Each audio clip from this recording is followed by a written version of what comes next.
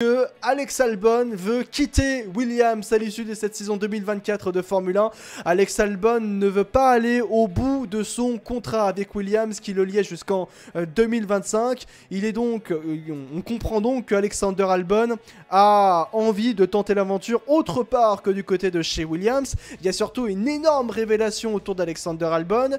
Alexander Albon est l'un des pilotes les plus attrayants du plateau, surtout avec la saison 2023 qui a été extrêmement intéressante avec une toute modeste Williams. Et par cette révélation et par ses performances qu'il a pu avoir en 2023, Alexander Albon, deux écuries, c'est ESPN qui le révèle, il y a deux écuries qui ont tenté l'an dernier, donc en 2023, de faire signer Alexander Albon, sans succès bien sûr, car le contrat avec Williams l'empêchait de quitter Williams. Pour Alexander Albon, qui peuvent donc bien être ces deux écuries qui ont donc fait une offre auprès d'Alexander Albon pour l'avoir au sein même de son écurie.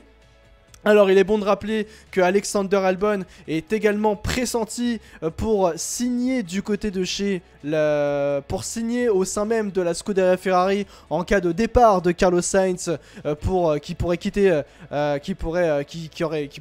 Ferrari à l'issue de cette saison 2024 de Formule 1. Alexander Albon est l'un des grands favoris pour remplacer tout simplement Carlos Sainz du côté de chez Ferrari. Est-ce que ça se fera? Là c'est une toute autre histoire et c'est même une toute autre question bien sûr. Mais en tout cas, Alexander Albon, à l'heure actuelle, est favori pour signer du côté de chez Ferrari en cas de départ de Carlos Sainz et donc pour être le futur coéquipier de Charles Leclerc. Est-ce que Ferrari est l'une des deux écuries qui ont tenté l'an dernier, donc en 2023, de faire signer Alexander Albon mais sans succès, car encore une fois le contrat de Williams était trop sécurisé qui empêche donc Alexander Albon de tenter l'aventure autre part en cette saison 2024 de Formule 1. Ça, je ne le pense pas. Je pense pas que Ferrari ait fait une offre à Alexander Albon l'an dernier. Je pense qu'il y a eu des discussions, mais de là à faire une offre, là, c'est une toute autre histoire.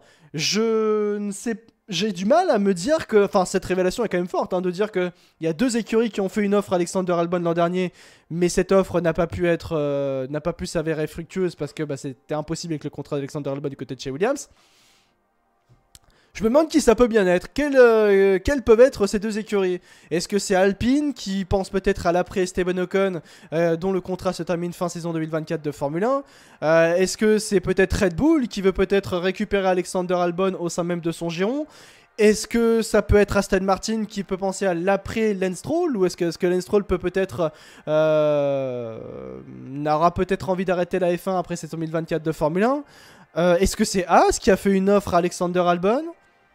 Est-ce que c'est Sauber avec le projet Audi qui aurait peut-être fait une offre à Alexander Albon? Toutes les questions sont possibles, encore une fois. Ces deux écuries-là n'ont pas été révélées, mais c'est assez fort de voir effectivement qu'aujourd'hui, Alexander Albon a bien reçu deux offres pour signer au sein même de ces deux écuries, mais malheureusement pour lui, peut-être d'une certaine manière, il n'a pas pu effectivement voir ses offres aller plus loin.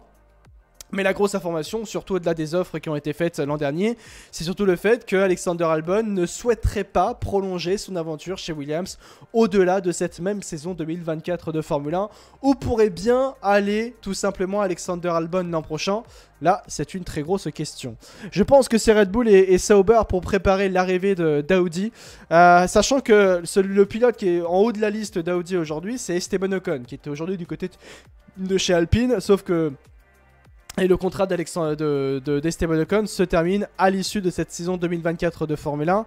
Là, l'autre histoire, c'est que le contrat d'Alexander Albon, on pensait qu'il se terminait fin 2024. Non, finalement, révélation d'ESPN, le contrat d'Alexander Albon se termine fin de saison 2025. Donc fin de saison prochaine. Ça change beaucoup de choses, encore une fois, ça effectivement. Ce qui est peut-être problématique pour Alexander Albon de voir son contrat aller plus loin que 2024.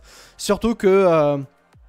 en 2025, c'est là où les bases de 2026 vont être faites, dans le sens où il y a aujourd'hui plus de la moitié de la grille qui voit son contrat se terminer à l'issue de cette saison 2024 de Formule 1, et que donc que les prochains contrats qui arriveront en Formule 1 ne seront pas seulement pour, on va dire... On va dire seulement pour un an. On va faire des longs contrats quand ça va arriver ça. Donc attention, là on est sur la silly season a d'ores et déjà commencé, a bien commencé. On peut même visiblement voir que la silly season avait même pour 2025 avait même commencé en 2023. Ça va être extrêmement intéressant. C'est pas forcément un bon coup d'avoir un contrat pour 2025 du coup. Non, là les pilotes qui ont des contrats jusqu'en après 2024, c'est peut-être pas la meilleure des nouvelles pour eux parce que ça les bloque pour d'éventuels avenirs qu'ils peuvent avoir en Formule 1 après 2025, donc 2026, quand on va rentrer dans cette nouvelle ère de la Formule 1. Soyons honnêtes, il ne peut que aller chez Alpine ou McLaren si Norris va chez Red Bull. Pour McLaren et Norris, tu diras tous, faut savoir que Lando Norris, il a un contrat chez McLaren jusqu'en 2025. Donc ça bloque un petit peu.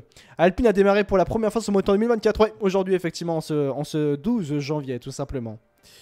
Donc ouais, c'est intéressant. J'avoue que cette news m'a beaucoup surpris. Faut savoir qu'il y avait une... pas surpris dans le sens en termes d'offres. Discussion. Il peut y avoir des discussions, mais le fait qu'il y ait eu des offres, ça c'est différent. Parce que l'an dernier, par exemple, Alexander Albon, à plus de la moitié de la grille, s'était renseigné pour savoir quelles étaient les disponibilités à l'avenir pour Alexander Albon. Plus de la moitié de la grille. Hein. Plus de la moitié de la grille. Donc, il y avait des top teams dans le cas. Puisqu'il y a certains on va dire, certains top teams d'une certaine manière, de certaines équipes qui étaient déjà bloquées pour l'avenir. Hein. Genre Norris, McLaren par exemple, c'est sûr et certain que ça ne va pas être McLaren.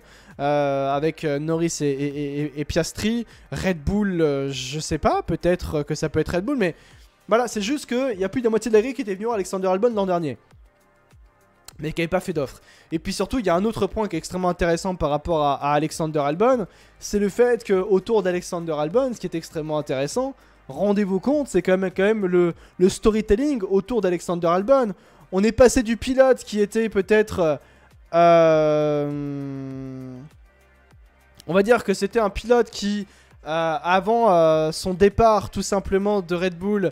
C'était un des pilotes qui était peut-être le moins en vue du paddock, surtout dans le fait que les Very Smith Award, il n'était pas au meilleur de sa forme, il n'était pas au meilleur de son talent, et qu'au point aujourd'hui où maintenant on disait bon il ne reviendra jamais en Formule 1, maintenant on le considère comme un futur pilote Ferrari. Le monde de la Formule 1 va extrêmement vite, vraiment extrêmement vite. C'est ça qui est fou, vraiment. Et c'est ça aussi le fait que ouais. Il a porté Williams en piste, Alexander Albon, et c'est beau de voir un tel retournement de situation par rapport à Alexander Albon, qui, je le répète encore une fois, a donc eu deux offres effectivement pour Alexander Albon. Du moins, deux écuries ont tenté l'an dernier de faire signer Alexander Albon, mais sans succès car le contrat avec Williams l'empêchait de signer où que ce soit. Tout simplement pour Alexander Albon, qui veut donc quitter Williams, semblerait-il, à l'issue de cette 2024 de Formule 1 pour tenter une nouvelle aventure en 2025, en prévision donc de la nouvelle ère de la Formule 1 qui arrivera donc en 2026, les copains. Il a porté Williams solo, nous dit Iyed, ouais. En 2025, niveau transfert, on va très bien manger, nous dit Mort Sushi. Mais c'est vrai, hein, 2025, on va réellement bien se régaler. Hein. Je vous le dis direct. Hein. Et sachant que même cette année, hein, je sens qu'on va avoir des recaps F1 à chaque fois qui vont être vraiment excellentissimes autour justement du fait que on va avoir beaucoup de recaps F1 autour des transferts. Bah j'attends juste la W15, nous dit Ratus. Ouais, c'est vrai que la W15 on l'attend avec impatience, ça c'est sûr et certain. La silly season va commencer très tôt, bah elle a déjà commencé, elle a commencé dès l'an dernier, hein, semblerait-il, avec les révélations autour d'Alexander Albon en vrai. Justina, ouais. Donc, tu en penses quoi de la démission de Günther Steiner? Bon, on en a déjà longuement parlé en vrai l'an dernier dans le recap F1. La démission de... C'est pas la démission même, c'est le départ. Hein. Il a été viré, Günther Steiner. Hein. Günther Steiner, il a été renvoyé. Il a pas démissionné. Hein. On l'a viré. Hein. Bah, on a déjà parlé hier, mais le fait que Günther Steiner soit fait renvoyer, c'est pas quelque chose qui me dérange. Le point qui me dérange, c'est le fait qu'on ne lui a pas permis de dire au revoir, à son écurie. Il n'a pas eu le droit de dire au revoir à l'écurie. Bref, dans la globalité, je trouve que le fait qu'il se fasse renvoyer, encore une fois, c'est pas dérangeant, mais le fait qu'il n'ait pas pu dire au revoir à l'écurie après 8 années de travaux, C'est très limite. Il y a eu une info comme quoi sur Troll qui est sortie comme quoi maintenant Fabien Rousselian aurait son mot à dire sur les pilotes maintenant. Non, non, non, parce que là, ils sont pas entrés dans le capital hein, de l'écurie, ils sont pas propriétaires de l'écurie. Donc non. Anto, merci beaucoup pour ton follow, bienvenue à ceux qui viennent d'arriver les amis, j'espère que vous allez bien, vous arrivez au meilleur endroit, au meilleur de moment forcément les copains, puisque on va partir pour du bon react. On parlait effectivement de l'actualité autour d'Alexander Albon qui est un pilote qui d'ailleurs, selon toujours ESPN F1, Alexander Albon serait tout simplement l'une des pièces les plus importantes du puzzle de 2025. En d'autres termes, il signera très probablement Alexander Albon dans un top team. Je pense qu'Alexander Albon sera dans un top team l'an prochain. Quel top team ce sera? Je sais pas. Mais peut-être qu'il sera. Je pense qu'il sera dans une écurie constructeur en Formule 1 l'an prochain. Alpine. Peut-être, hein. Alpine. Il y a encore une fois. Peut-être qu'Alpine est en train de préparer l'après Esteban Ocon. Sur le fait que Esteban Ocon sera potentiellement du côté de chez Audi l'an prochain. Même si rien n'est fait, hein, bien sûr. Et que de ce point de vue-là, peut-être que du côté de chez Alpine, on se dit, bon, faut qu'on voit l'avenir. Est-ce qu'on met un jeune pilote de notre académie, à savoir Victor Martins, ou sinon, est-ce qu'on met un pilote d'expérience comme Alexander Albon qui a fait ses preuves? Bien sûr.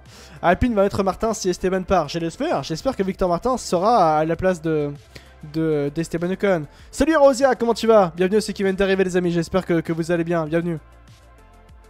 Donc, ouais, j'espère en tout cas qu'ils mettront Martins Alpine. L'an prochain, si Esteban Ocon venait à partir, bien sûr, les copains. Aston Martin, peut-être. Jack Doohan est en avance sur Martins pour moi. Absolument pas pour moi, et j'en ai déjà parlé, hein. Mais alors, vous voulez qu'on fasse un petit débat? Allez, petit débat. Petit débat sur ça. F2, Wiki 2023. Pas de règle sur les feux? Si, t'inquiète, on va arriver. Mais, ok, parlons de ça. Ok. Regarde la saison de Victor Martins pour sa première saison. Regarde la saison de Jack Doohan. Deuxième ou troisième saison en F2 pour Jack Doohan. Je vais vérifier ça tout de suite, hein, bien sûr. Non, on va dire deuxième saison en F2 avec 6 courses en plus en fin 2021 pour Jack Doohan. Sixième, troisième. Et pour une première saison en F2 pour Victor Martins, regarde, troisième, deuxième. Et après, il y a un enchaînement d'excellents résultats. Regarde Jack Doohan. 11e, 16e, abandon. 10e, 6e, abandon, 9e. Je trouve que la saison de Victor Martins par rapport à Jack Doohan, elle est meilleure. Alors oui, en termes de... Factuellement parlant, en termes de classement au championnat, c'est pas la même chose. Bien sûr, je suis d'accord de vous le dire, je suis d'accord avec ça. Et surtout, ne pas oublier qu'il y a la course aussi en Azerbaïdjan. Il y a eu beaucoup de malchance pour Victor Martins, c'est un fait. L'Azerbaïdjan en est un point important. Monaco en est un point important avec ce qui s'est passé avec les pénalités. Pour moi, je pense très sincèrement que Victor Martins a fait une meilleure saison 2023 que Jack Doohan.